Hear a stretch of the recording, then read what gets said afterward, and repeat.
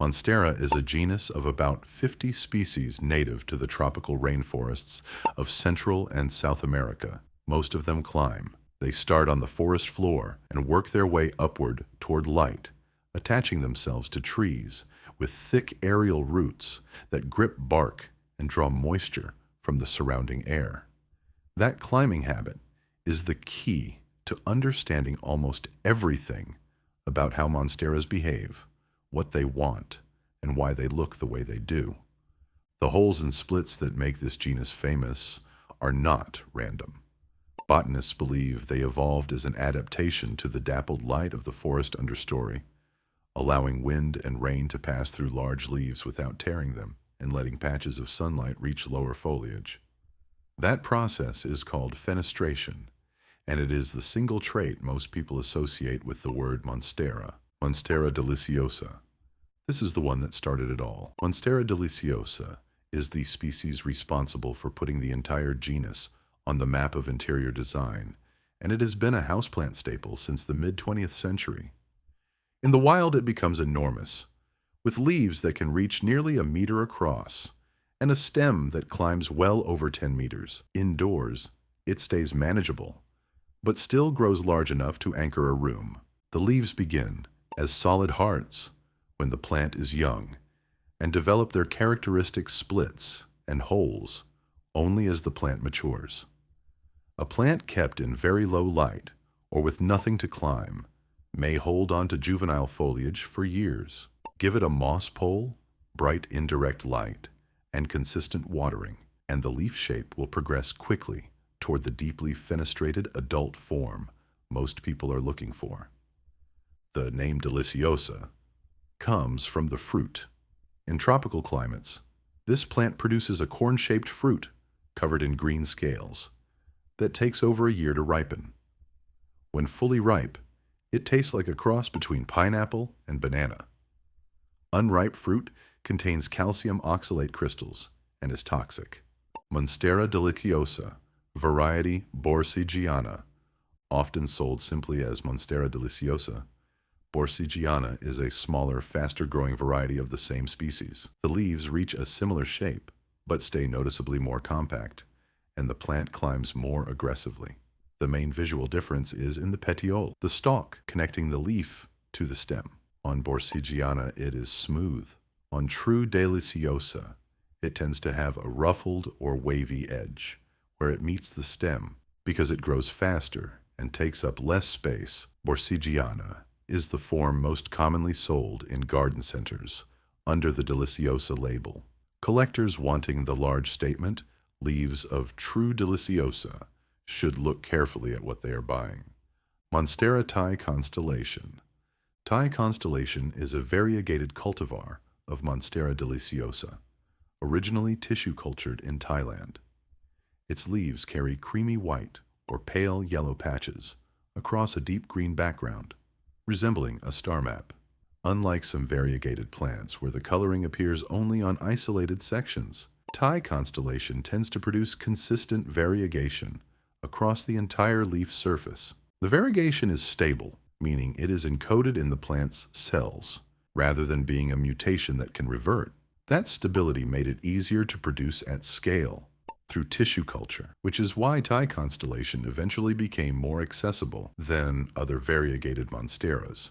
The pale sections contain less chlorophyll and produce less energy, so the plant grows more slowly than standard Deliciosa. Bright, indirect light matters here more than with most varieties. Monstera, Albo Variegata. Monstera deliciosa, Albo Variegata, usually called simply Monstera albo, produces the most striking variegation in the genus. The white patches are a true bright white that can cover half a leaf or more. Each leaf is completely unpredictable. One may be nearly all green. The next may be almost entirely white. That randomness is part of what drives demand and prices for this plant. The variegation in Albo is caused by a natural mutation rather than selective breeding, which makes it unstable. Cuttings from a heavily variegated section may produce less variegation over time, and sections that revert to full green should be pruned back to encourage new variegated growth. Because the white portions lack chlorophyll entirely, Albo grows slowly and needs careful light management. Direct sun scorches the white tissue immediately. Monstera Adansonii. Monstera Adansonii is sometimes called the Swiss cheese vine, a reference to the oval holes that pepper its smaller, narrower leaves. Where Deliciosa develops splits that cut to the leaf edge, Adansonii keeps its holes contained within the leaf surface, giving it a distinctly different look despite belonging to the same genus. The plant grows in a trailing or vining habit and moves quickly under good conditions. It tolerates lower light better than most monsteras, making it a practical choice for spaces that cannot support the larger species. Adansonii prefers to be kept consistently moist, but not waterlogged, and benefits from higher humidity. In hanging baskets, it cascades loosely. On a pole or trellis, it climbs and produces progressively larger leaves as it gains height. Monstera obliqua. Monstera obliqua is often confused with Adansonii and frequently mislabeled in the plant trade, but the two are very different. True obliqua is one of the rarest species in the genus. Its leaves are so heavily perforated that the holes take up far more surface area than the green tissue itself. In some forms, the leaf is nearly 80% whole, leaving only a thin web of plant matter between the openings.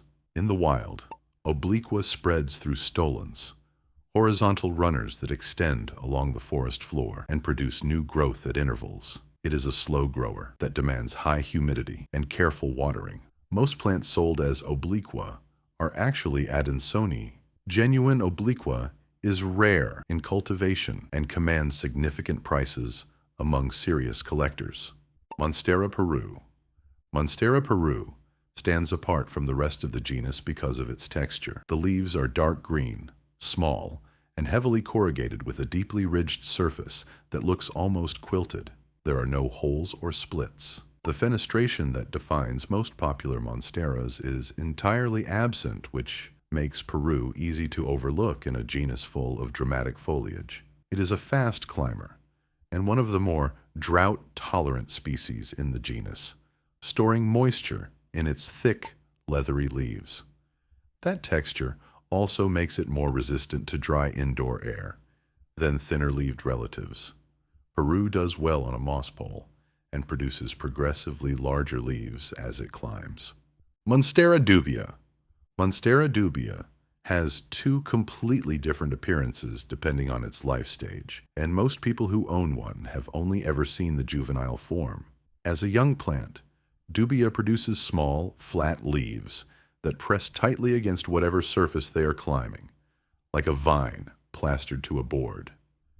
The leaves have a silvery pattern of light and dark green that makes them look like a different genus entirely. As the plant matures and climbs higher, the leaves detach from the surface and begin to grow outward in a more typical monstera form, eventually developing fenestration. Very few cultivated plants reach this adult stage because it requires a tall, rough surface and years under ideal conditions.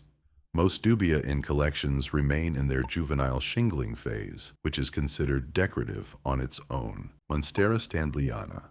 Monstera standleyana is a climbing species with long, narrow leaves that do not develop holes or splits at any stage of growth. What makes it attractive to collectors is the variegation on some forms, ranging from white flecks and streaks to broad cream patches across the dark green surface. The most sought-after form is sometimes called Albo Variegata in the trade, though it is unrelated to the Deliciosa Albo. Standleyana climbs quickly and produces new leaves faster than many of its relatives. It adapts well to typical indoor conditions and does not demand the high humidity that some rarer species require. Because it grows without fenestration, it works well as a contrast plant alongside heavily perforated species. Monstera Pinnatipartita. Monstera Pinnatipartita develops one of the most dramatic leaf transformations in the genus. Juvenile leaves are simple and entire, with no cuts or holes. As the plant matures and climbs, the leaves develop deep lobes that eventually split all the way to the midrib, creating a feather-like appearance that looks nothing like a typical Monstera. The adult form is so different from the juvenile that the plant is sometimes mistaken for a completely different species. Pinnatipartita is less commonly available than Deliciosa or Adansonii, but is gaining recognition among collectors who want something unusual. It grows at a moderate pace and responds well to support structures. Consistent moisture, good indirect light, and something tall to climb are what push it toward its remarkable adult form. From the familiar splits of Deliciosa to the near-invisible web of Obliqua, Monstera is a genus built on transformation. Most of these plants look nothing like their final form when young, and the more you give them to climb toward, the more dramatic that change becomes. Let us know in the comments which variety you grow or which one you are hunting for. Thanks for watching.